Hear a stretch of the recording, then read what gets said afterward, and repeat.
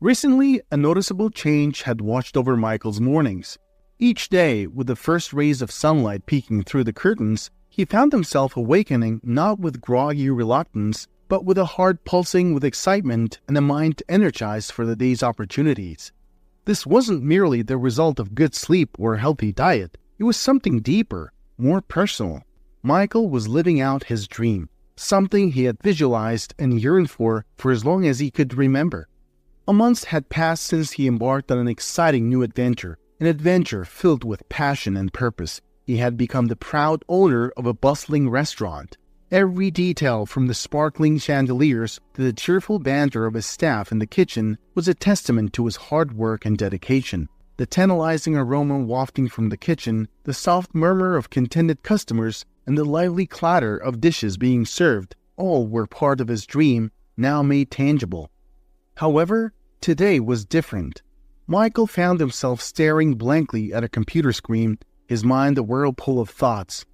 Despite the buzzing excitement of his first months as a restaurant owner, something was causing a wrinkle in his otherwise smooth journey. It was something he hadn't initially thought he would have to worry about early on: security. Of course, Michael was not naive. He was aware that sometimes potential threats could come from within the organization. He knew that, unfortunately, it was a common occurrence for businesses to grapple with employee theft or misconduct. However, this was something Michael absolutely couldn't afford. His restaurant was still in its infancy, an important time when each decision could either propel it forward or potentially derail his hard-earned progress. Just as things seemed to be unfolding even better than his initial plans, an unsettling discovery made his stomach churn with unease. There he was, sitting in front of his computer, poring over security footage that featured one of his employees, a young dishwasher girl, awkwardly lugging a suspiciously large bag towards the exit. It was an unexpected sight that raised alarms in his mind. What made it more disconcerting was the timing. It had been merely 3 days since he had installed the security cameras in the restaurant, a decision that now seemed more prudent than he had ever anticipated. Indeed, Michael's intention had never been to catch anyone in the act of wrongdoing. He was simply checking the new security system, testing out the memory capacity, and assessing the camera's performance. He wasn't naturally suspicious or mistrustful of people. In fact, he had always believed in the goodness of his staff, and he preferred to foster a sense of trust within his team. As Michael continued to stare at the footage, a wave of troubling thoughts began to creep into his mind. What if she's been doing this since the very start? He asked himself, the question planting seeds of doubt that started to grow, tinging his previous optimism with suspicion. With a sense of resolve, he stood up from his chair. It was clear to him that if there was indeed theft occurring within his business, it needed to be addressed immediately. Such actions could not be tolerated, and the issue needed to be nipped in the bud before it grew any bigger. However, as he prepared to confront the situation, a pang of hesitation slowed his steps. The dishwasher girl was just a kid, really.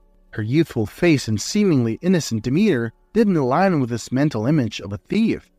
Yet as he grappled with this thought, another insidious one crept in. What if she was exceptionally good at this? What if this innocent facade was merely a disguise, cleverly concealing her true intentions? In 30 minutes, the restaurant was slated to close its doors for the night. As was their routine, the manager and the young dishwasher were always the last to leave. The restaurant had a unique setup, a back door that could only be locked from the inside. The dishwasher typically made her exit through this door, after which the manager would secure it from the inside and then leave through the main entrance. Michael, sitting at home a few blocks away from the restaurant, had access to the security footage remotely. His mind wrestling with the troubling discovery, he made a snap decision. He would take the short 7-minute drive to the restaurant and observe the situation firsthand. It wasn't something he was comfortable with, this feeling of spying on his employees, but he felt it was necessary to confirm his suspicions. He quickly slipped into his car and drove to a parking spot within sight of the restaurant. Nestled in the shadows, he waited with bated breath. Any minute now, the dishwasher girl would walk out the back door. In the back of the restaurant, Irene, the young dishwasher, carefully adjusted the little bonnet on a tiny head. "Look at you, cutie pie. You are a really good girl today. Hang in there, baby. Mommy will take you out soon," she whispered, her voice brimming with love and a touch of exhaustion. Ensuring that everything was perfect, Irene double-checked the contents of the bag. A hole had been skillfully made in the bag to allow fresh air in, ensuring that the little one inside would not be deprived of any oxygen.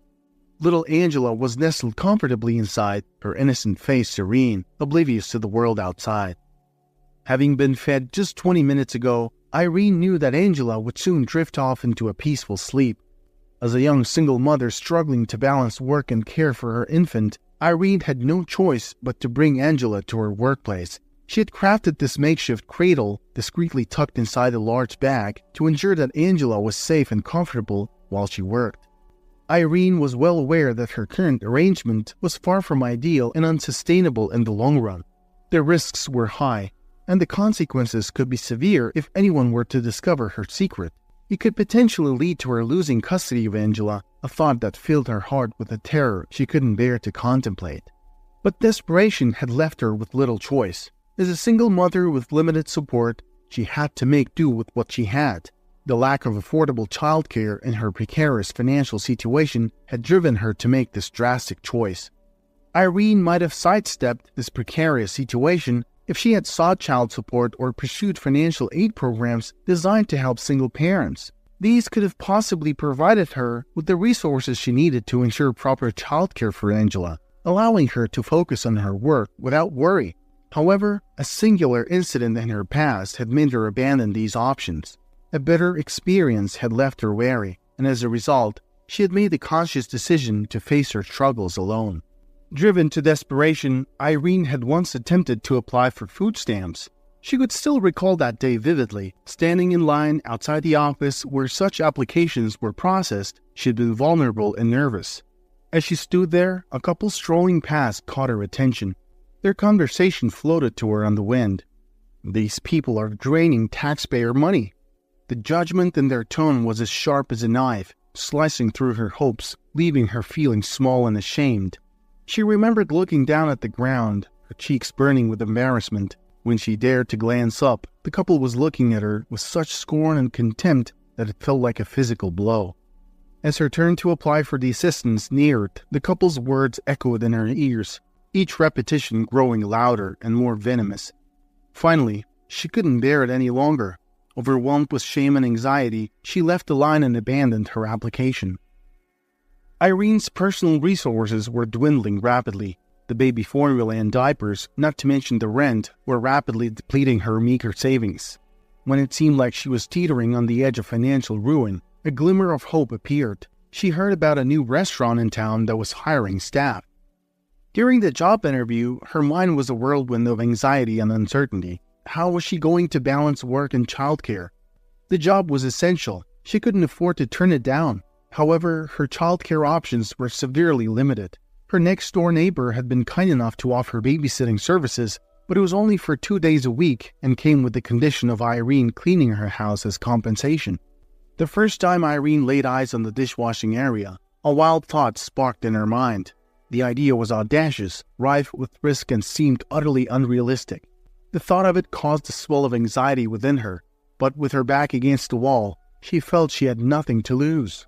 When Irene started working at the restaurant, Angela was just 1 month old. She was a calm baby, content and quiet, which played in Irene's favor. The baby would stay tucked away in the corner of a seldom-used dish storage room. It was a well-lit space with just enough room for a tiny makeshift cradle. Irene went to great lengths to ensure the area was clean and free from dust. It was a desperate plan, born out of sheer necessity, and every day Irene lived with the fear of discovery. But for the time being, it seemed to be working. Little Angela was safe, and Irene could keep her job. Irene's life had been marked by hardship from an early age. She had lost her parents in a car accident when she was only 4 years old. The depth of this loss didn't really hit her until she was about 10, by which time the harsh reality of her orphanhood had set in. In the immediate aftermath of the tragedy, her grandmother, her mother's mother, had stepped in to care for her. Irene's grandmother was a woman of a somewhat romantic nature. Mundane tasks such as housework didn't really concern her, and so Irene learned to be self-reliant from a young age. She grew accustomed to managing all the household chores on her own, a skill that would serve her well in later life. As her grandmother aged and grew increasingly frail, Irene found herself wrestling with the dual challenges of managing her studies and caring for her loved one. Fortunately, their neighbors, the Hathleys, were often a welcome presence, stepping in to provide care for the ailing elderly woman. Suffering from their own bouts of loneliness, they cherished the opportunity to engage with others. One afternoon, Mrs. Hatley approached their home, intending merely to enjoy a warm conversation with Irene's grandmother. She knocked on the door, but her greeting was met with only a feeble groan. Finding the front door locked, Mrs. Hatley navigated her way around the house and entered through the back door. What she discovered was alarming. Irene's grandmother was sprawled on the floor, having suffered a heart attack. Mrs. Hatley's timely intervention allowed her to swiftly dial for an ambulance, potentially saving the elderly woman's life. Irene's life continued. Falling in love with Andrew had been all too easy for her. She had been a naive young woman, craving the love and attention she had been starved of in her youth. Andrew had offered her a sense of belonging, an emotional connection she had desperately yearned for, given her lack of familial love at home. When her grandma passed away, she offered Andrew to move in with her. He was happy to accept the offer, but when she discovered she was pregnant and shared the news with Andrew, his reaction was the last thing she had expected. He disappeared. He stopped responding to her texts, ignored her calls, and never returned home. Irene was left alone, pregnant, and confused.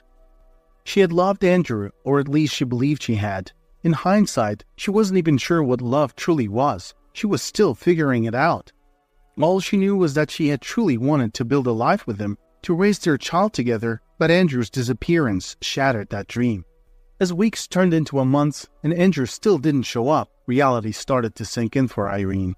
She was pregnant and she would have to face this situation alone. It was a daunting realization, bringing with it a deep sense of betrayal and disappointment. She had made a significant mistake, trusted the wrong person, and now she was paying the price. In those challenging moments, Irene made a resolution. She decided she would never allow herself to be put in such a vulnerable position again. She would be stronger, wiser, and more cautious. Irene welcomed little Angela into the world. Everything was tranquil until one day, her grandmother's half-sister Brianna surfaced out of the blue after years of absence. On the day she got wind of her half-sister's demise, Brianna came knocking at Irene's door, her malicious intent evident. She threatened Irene, vowing to torment her relentlessly unless she left the house willingly. Irene was filled with anger but found herself powerless. Brianna had the means to employ attorneys and the influence to manipulate the legal system to her advantage. Irene, however, had nothing but her tenacity and her newborn daughter's well-being to consider. Brianna swiftly succeeded in her sinister plans, and before Irene could process what was happening, she was ousted from her solitary sanctuary. The Hatleys extended their protection to Irene, yet their goodwill was met with hostility from Brianna, who issued menacing threats, cautioning them to avoid meddling in others' affairs or face consequences. Despite this, the Hatleys remained benevolent, offering Irene the chance to stay with them temporarily. However, Irene was emotionally fraught. The sight of the house, the neighborhood, triggered too much pain. She had grown wary of it all, which ultimately drove her decision to relocate. Expressing her gratitude towards her kind neighbors, Irene left her old life behind and ventured off to a new locale. Her employment became her lifesaver. She received a weekly paycheck, which meant she didn't have to worry about their next meal. Irene gingerly placed the bag on the ground and secured the door. As she turned around, she found herself face to face with the restaurant's proprietor. The unexpected encounter made her gasp, and Michael regarded her with a stern look. "What's in the bag? It seems unusually large," Michael questioned, his tone suggesting suspicion of theft. Irene shielded the bag with her body. "It's not what you're thinking, sir. I haven't stolen anything." At this, Michael smirked, only to become serious a moment later.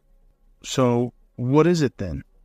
"You have the opportunity to avoid police involvement right here and now." Irene exhaled a weary sigh. It seemed her plan had been short-lived, and to make matters worse, little Angela began to stir. She settled down, unzipped the bag, and Michael's breath hitched in shock. "What in the world? Is that your baby?" After a beat, he added, "Have you been bringing your baby to work?" Irene barely registered Michael's questions. She tenderly lifted the baby and cradled her in her arms. Michael looked the other way. He was clearly expecting something else entirely. "Aw, come on, man. I wish you were stealing instead," Michael lamented, looking at the little baby. "Why on earth were you bringing your baby to work? You could get me sued for that." Irene looked at Michael a bit frightened, and her eyes pleading. "I'm so sorry, sir. I just had no other choice." She waited a moment and continued. "Are you going to fire me?" What? No, I mean, I'm not certain yet. I'm not sure if that's..." Michael looked around, glancing at his wristwatch. "Listen, stand up. Do you need a lift home? Let's get out of here before people see us." "There's really no need. I live quite nearby, just a few blocks away." "All right, let me help you with your bag at least." Michael's suspicions collapsed utterly. He was completely taken aback by the revelation that Irene had been bringing her baby to work. The shock of realizing the extent of desperation that could lead someone to such measures, unable to afford even basic childcare, spoke volumes about Irene's predicament. They walked and soon approached the small mobile home. Michael wasn't really thinking of saying goodbye right away. He waited till she unlocked the door and walked in. Irene took the baby and looked at Michael silently. "Thank you, sir. Thank you so much." "Hey, can I get a glass of water, please?" Michael interrupted quickly. "Sure. Will tap water be okay? I don't have bottled water." "It's okay. I'll take whatever you got." Irene made her way to fetch the water, thoughts whirling in her mind. She pondered if Michael would allow her to retain her job and continue bringing Angela along. Yet she quickly dismissed the thought, presuming the likelihood of such an outcome to be rather slim. She returned, handing Michael a glass of water, and then went on to change Angela's diaper. Michael stood on the porch, sipping the water, his mind teeming with confusion. He sighed deeply, thinking back to the day he had hired Irene. She had described herself as a lone girl with no family. A sense of anger was slowly simmering within him. He berated himself for not being more thorough, for not identifying the problem before he offered her the job. He wasn't avaricious or heartless. He was simply dealing with too many responsibilities, and this was an issue he hadn't anticipated. Yet he realized he couldn't just turn a blind eye to Irene's plight. The situation evoked memories of Michael's own difficult childhood. Raised by alcoholic parents, he was removed from his home at the tender age of 13 and placed in foster care. He often found himself wondering about the trajectory his life would have taken had he not been taken from his parents. Sometimes he considered the possibility that he might have ended up mirroring their struggles. As Michael got older, he started harboring hate towards his biological parents for ruining his childhood because of their drinking problem. He didn't want to have anything with them. As he drained the last drops from the glass, the multitude of tasks awaiting him at the restaurant came flooding back to him. He had the urge to simply turn on his heel and leave. He felt certain that after the revelation, Irene probably wouldn't return to work anyway. He placed the glass on the porch and began to stride away. As Irene finished changing Angela's diaper, she emerged and saw Michael walking off. Irene considered reaching out to Michael, pleading for him to allow her to keep her job despite the circumstances, but as she thought about it, she realized that Michael had already done so much for her. Any other employer might have reprimanded her harshly or even levied fines for her actions. With a heavy heart, she walked back inside, collapsing onto the worn-out sofa. It felt like her world had come crashing down once more. A creeping sense of panic began to settle in, a familiar foe that she had grappled with many times before. Everything was back to square one. She needed to find a solution, and fast. Her mind whirred with thoughts as she tried to figure out what to do next. She needed to find someone reliable to care for Angela because she couldn't risk bringing her to work anymore. The discovery of her secret had laid bare the risks involved, and she knew she couldn't afford to gamble with her baby's well-being. As Michael strolled through the mobile home park, he noticed an elderly lady eyeing him with a stern gaze. He attempted to break the tension with a friendly smile, but her expression remained unchanged. "Is that girl your girlfriend?" the lady called out from a distance. Taken aback, Michael responded. "Pardon me?" "I asked, are you dating that young lady?" she repeated, pointing towards Irene's home. "No, ma'am. I just helped her with her bag," Michael clarified, a hint of confusion in his voice. So you're a stranger to her," the lady noted, her gaze returning to her flower bed. "Just thought you should know. She's getting evicted if she doesn't pay her rent soon." Michael's stride slowed, and after a few steps, he halted altogether. He felt a sudden urge to know more, to understand Irene's situation better. He walked over to the lady, who was now engrossed in watering her flowers, and engaged her in conversation. The lady shared that Irene had moved in about 3 months ago. As a gesture of goodwill, she had offered Irene a slight discount on the rent, under the condition that she would pay every 2 weeks. That was their agreement, she explained. Michael bid the lady goodbye and returned home. He hoped to leave the day's events behind and get some sleep, but rest eluded him. As he tossed and turned in bed, his thoughts kept returning to Irene and her plight. Eventually, he gave up trying to sleep.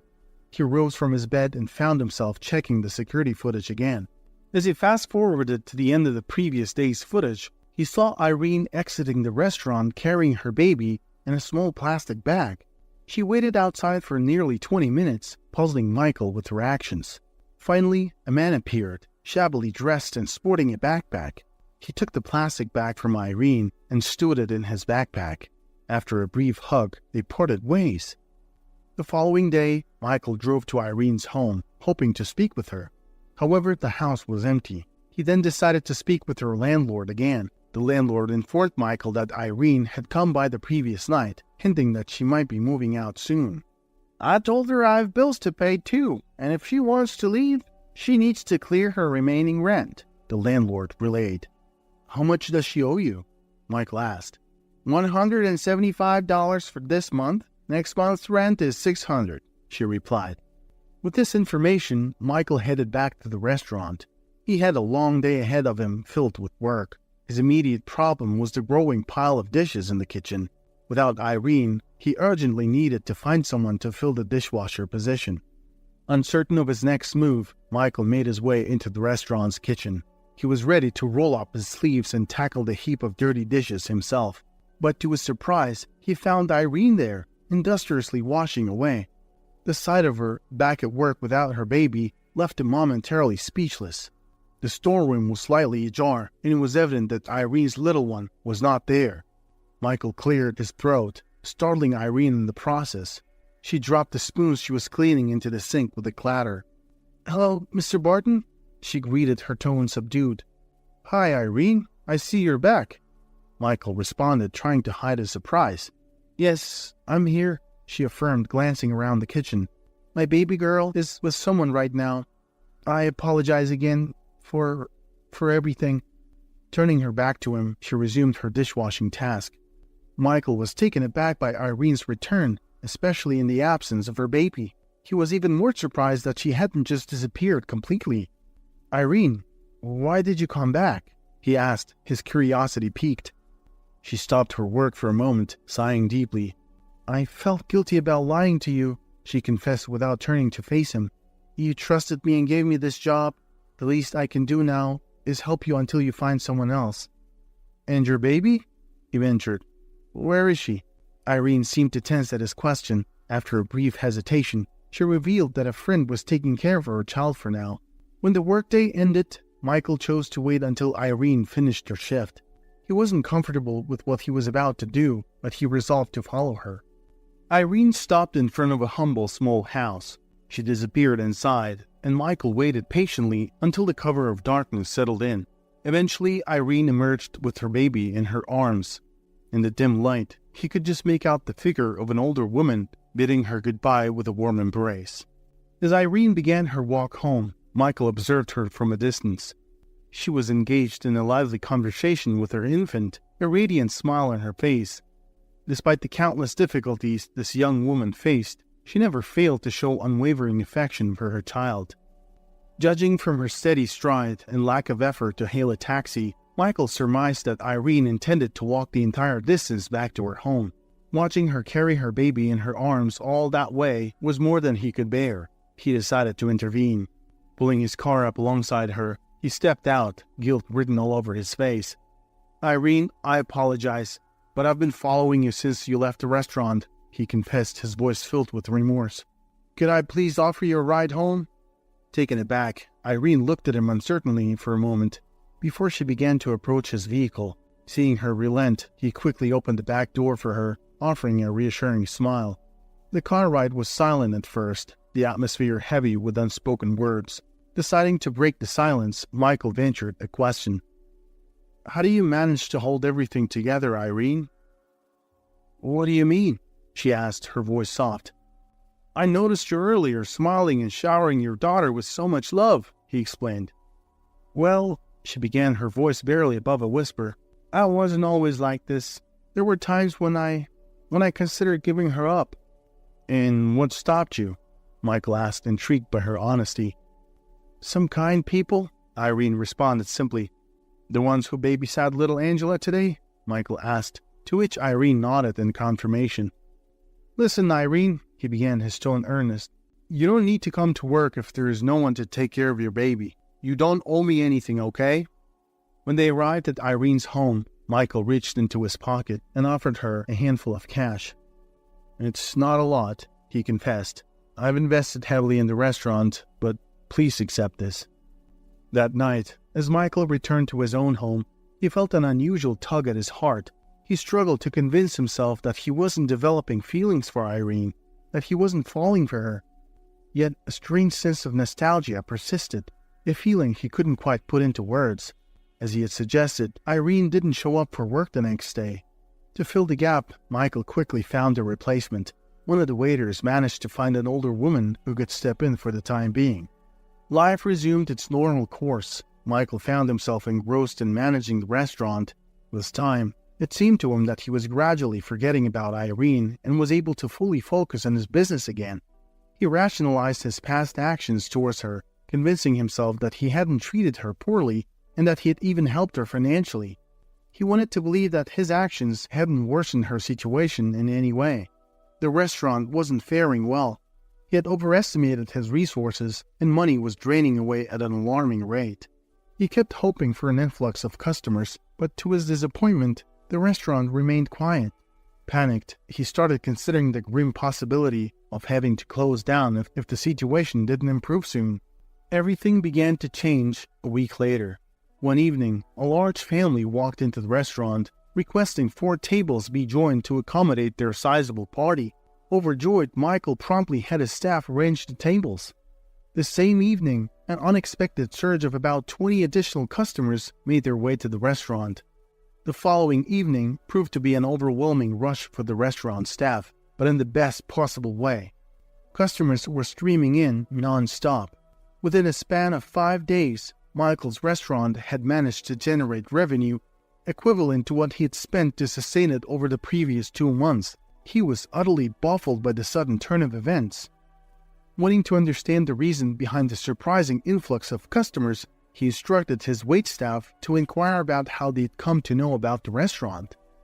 One of the customers said, "I was stopped at a traffic light and noticed a homeless man holding up a sign that read, 'If you want to help me, visit Michael's.'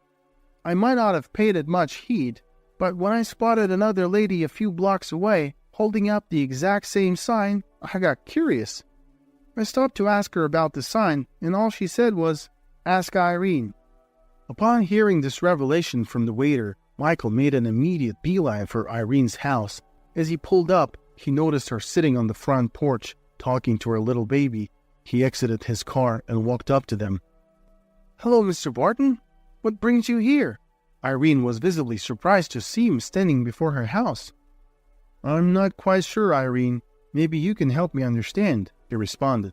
"My restaurant has been packed with customers lately, and I thought you might have an explanation."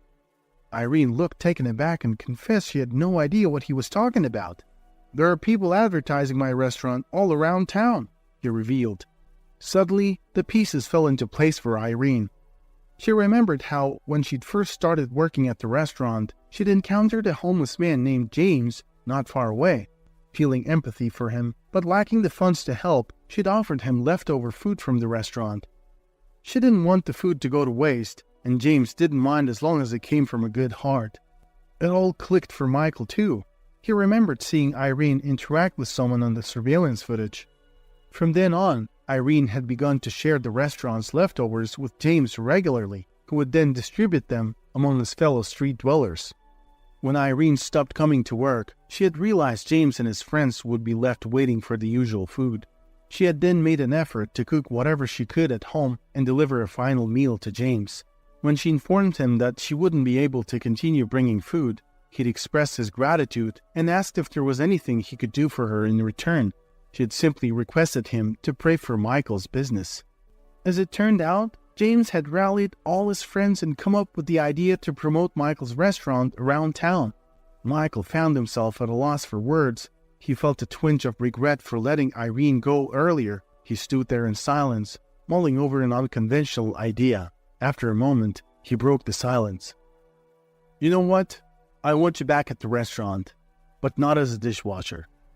He proposed that they organize a charity dinner every Friday for the needy and homeless.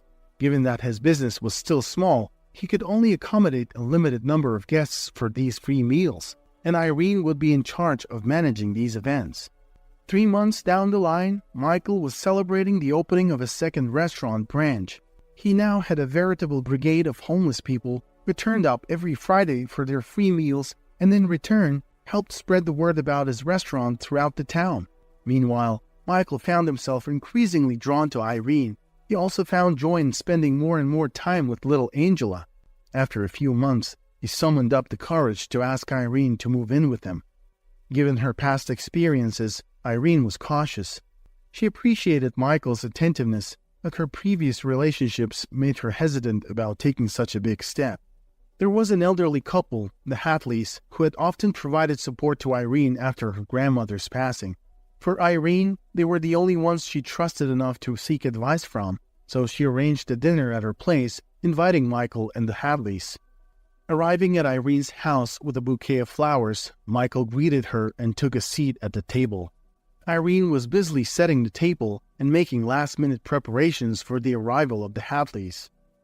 As Irene was busying herself at the stove, there came a knock at the door. "Michael, could you please get that? I need to take the turkey out," she requested. Rising from his seat, Michael ambled towards the door and casually opened it. To his astonishment, standing there were his own parents. Time seemed to halt for everyone except Irene. They all stood locked in a silent stare.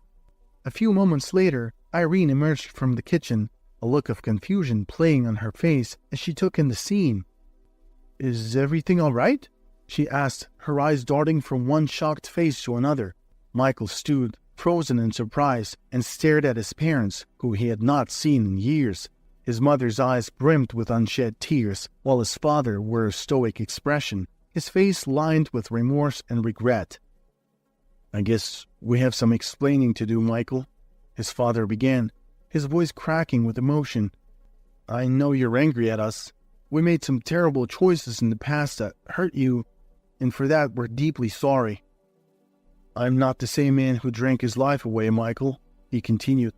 "We cleaned ourselves up. We're sober now. In the last few years, we've been trying to pay back our debts to society, helping out people who are in need like Irene." Irene watched the unfolding scene in a state of shock, her hands fumbling with the dish towel she'd been holding. Michael, the kind-hearted man she'd come to know and care for, had been the missing link in the Hatleys' life, and the Hatleys, the elderly couple she considered as her own family, were actually Michael's estranged parents. Michael's mother stepped forward, her voice trembling. "We understand if you're still angry, Michael, but we wanted to make amends. We didn't expect to find you here, but now that we have, we'd like to try to be a family again if you'd let us." The room was heavy with emotion. Michael swallowed hard, feeling a lump in his throat. His mind was whirling with a mixture of emotions. He looked at Irene, then at Angela, and finally back at his parents. "You don't get to walk back into my life just because you've turned yours around," Michael said, his voice barely above a whisper. But then he sighed. "However, you've done good by Irene and her daughter. And if they trust you, I guess I can give you another chance." She smiled at Michael and the Hatleys, and it was a radiant smile, a smile of love, gratitude, and hope. I can't believe it," she managed to say through her tears. "You're all a family, and we're part of it. This is more than I could ever wished for." The relief that flooded his mother's face was immeasurable. She reached out to hold her son, who after a moment's hesitation stepped into her arms. As the night deepened, the newfound family shared stories of the years they had missed, forging bonds and healing old wounds. Michael and his parents slowly rebuilt their relationship, and Irene found a home for herself and Angela and the family. And so, a new chapter began for all of them, one filled with hope, forgiveness,